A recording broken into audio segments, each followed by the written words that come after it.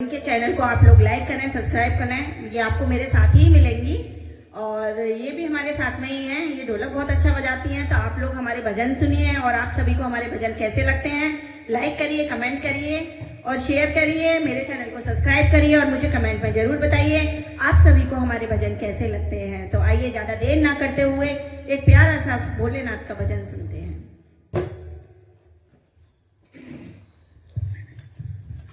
डमरू बजाएं भोलेनाथ, गोरा रानी नाच रही। डमरू बजाएं भोलेनाथ, गोरा रानी नाच रही। डमरू बजाएं भोलेनाथ, गोरा रानी नाच रही। गोरा रानी नाच रही। गोरा रानी नाच